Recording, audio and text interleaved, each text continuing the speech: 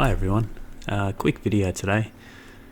If you've ever been restoring old cassette decks or even CD players or DVD players with old rubber belts, you might have come across this before, and that's where the belts are so deteriorated that they've almost melted back into their original composition, so they sort of turn into a greasy, oily residue.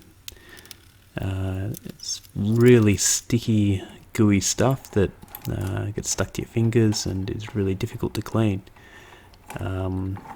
The typical way to clean it is with some mechanical cleaning, and then followed up with isopropyl alcohol or maybe acetone, and people also talk about using ammonia and all sorts of different chemical concoctions to clean this stuff up.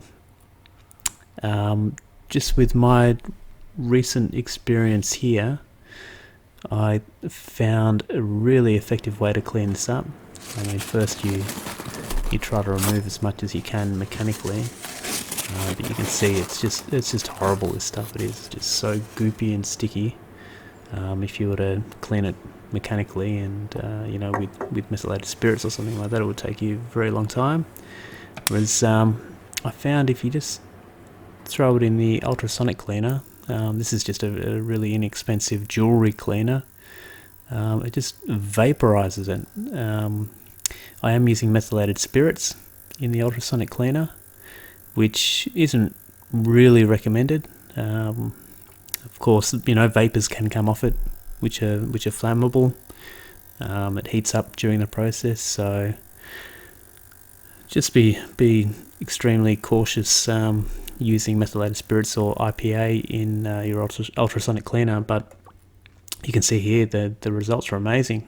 It just peel that stuff right off. There are a few little sections there that didn't come off as well as the others, but yeah, I was really happy with how this turned out. I haven't seen any other videos or discussions around using an ultrasonic cleaner to do exactly this, so I thought I'd share this in case you're handling the same issue and are looking for a nice, clean, easy solution. You can see here it's cleaned it up in a matter of maybe 30 seconds. So there you go.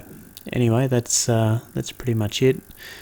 It seems the rubber itself, the degraded rubber, has sort of etched itself a little bit into the capstan, but I think just with some metal polish and a little bit of